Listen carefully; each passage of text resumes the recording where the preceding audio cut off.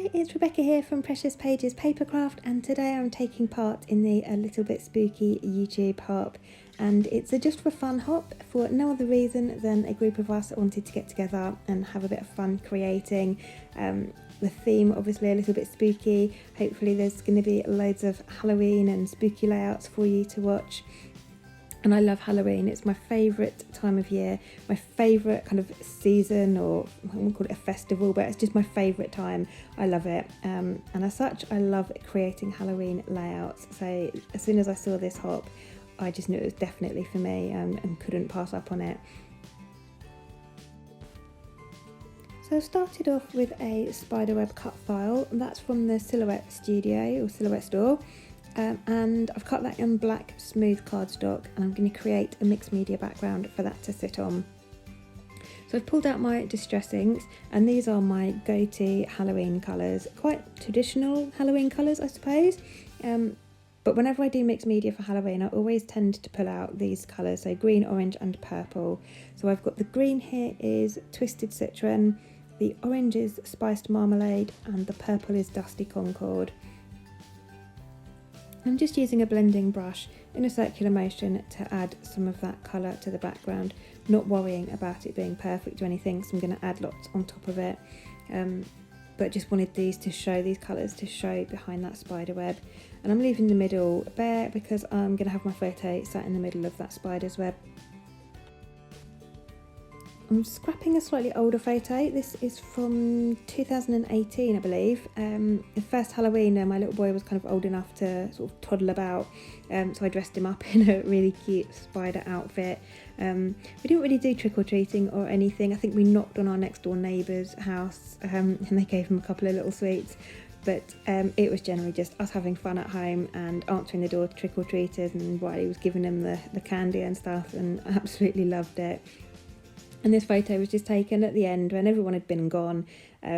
We were just getting things together, tidying the pumpkins away off the doorstep and stuff, and he was just sat on the sofa watching telly.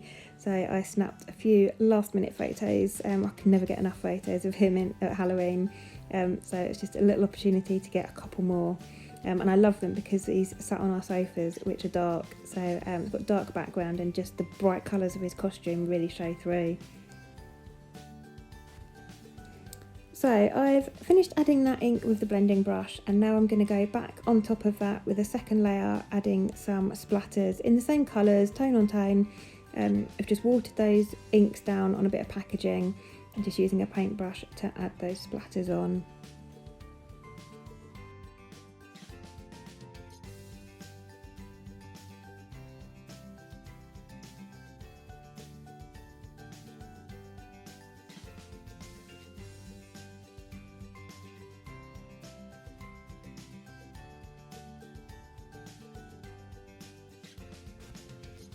I'm just taking the excess ink off there with a paper towel because I'm too impatient to let it air dry. I want to carry on, and I really don't like using a heat gun. It always makes my pages warp, and I find that really frustrating. So the paper towel works just as well and saves on the warping. Also adding some silver splatters. This is a distress spray stain, I believe. It's called Brushed Pewter, and it's like a metallic silver. Love it. It's always my go-to for silver splatters, and I'm just using the nozzle itself there to get those splatters on. And then I'm going to do the same thing with some black splatters as well, and I'm using a black acrylic paint. I'm just watering down. Some of this does merge with the silver, but I'm not worried about that. I actually like the marbled effect it gives on the background, which is why I didn't bother drying the silver before adding the black.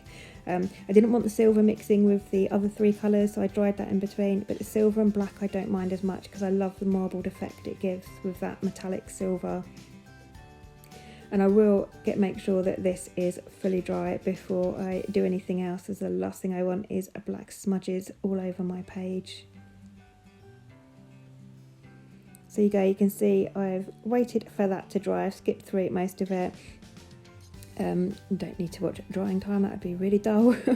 And now I'm coming in with another layout of mixed media. This is an Echo Park stencil. It's loads of different sized stars, and I've pulled out my black distress ink. This is black soot, and again one of those blending brushes, And initially I'd only planned to have a few areas with some stars on, but you'll see towards the end I decide I like it and I go in and fill the gaps in as well, so that most of it is covered in stars, but I love the pops of black against those really bright colours on my background.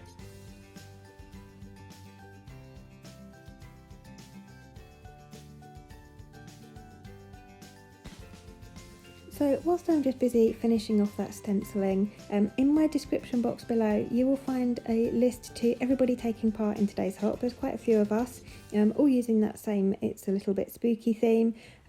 You'll find a list with the video or channel links as well to everybody. So once you've finished with my video, if you've got time and you fancy it, please do make your way through that list. You just got to click on the links and it will take you directly to that person's channel or video, and you can watch their layout as well. Obviously gives them a thumbs up or a subscribe as you go. I'm sure they would all really appreciate that. But yeah, just hopefully people will have fun working their way through the hop today.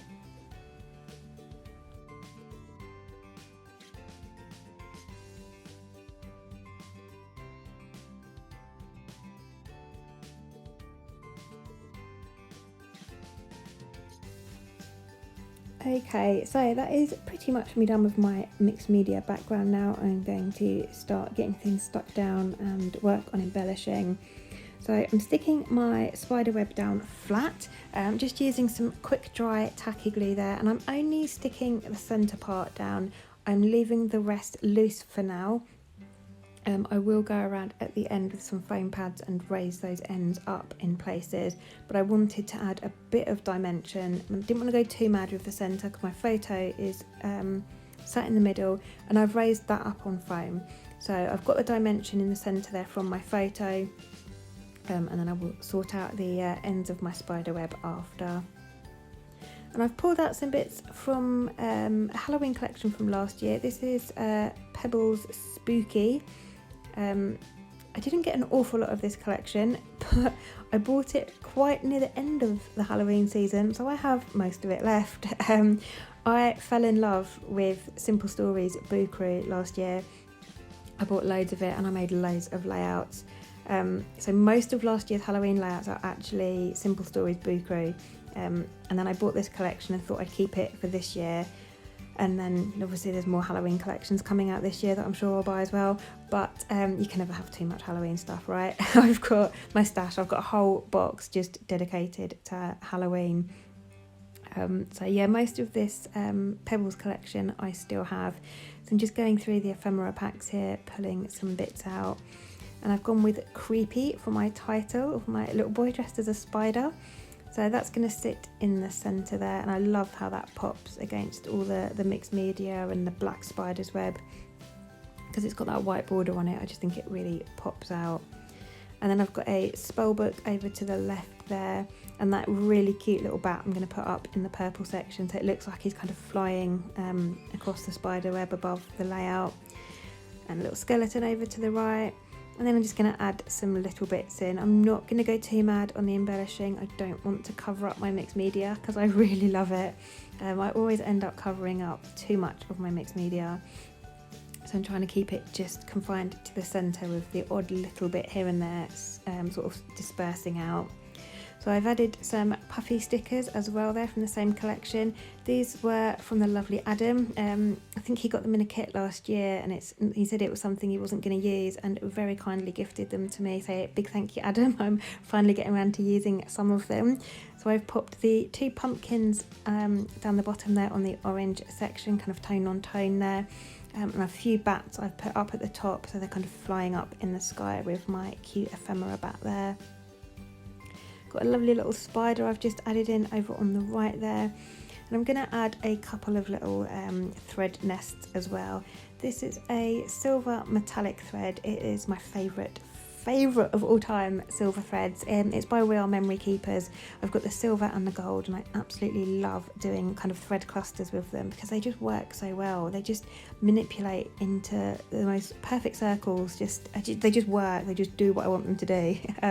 Whereas my cheaper threads just don't, and I get really annoyed with them. So I've popped a cluster either side of my title there of those silver threads.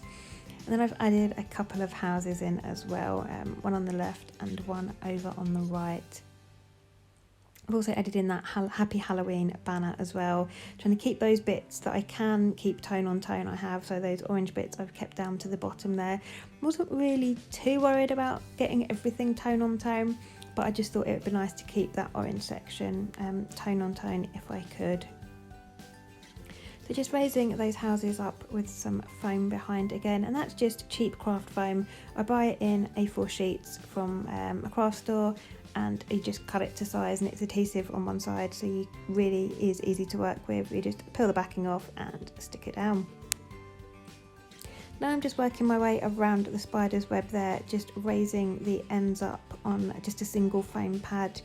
Just love the dimension that gives, a little bit of a shadowing as well, just makes pages more interesting for me.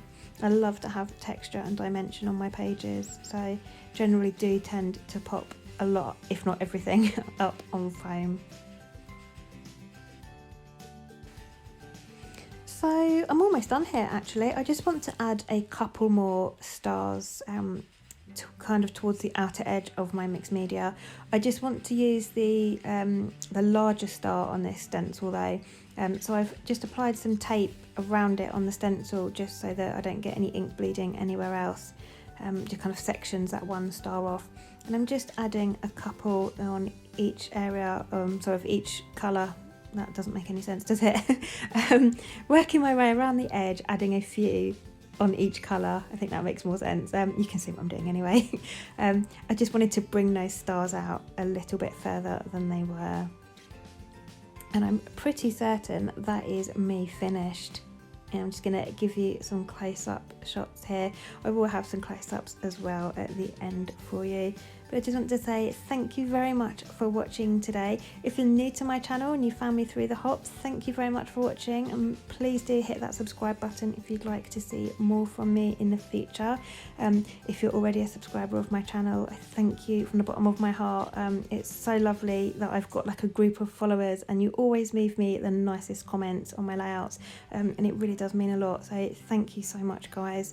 And please do remember that that list is in my description box below of everybody else taking part, and I'm sure they would love it if you could spread some love their way as well. But really guys, thanks very much for joining me. I'll leave you with the rest of the close-ups, and I'll see you next time.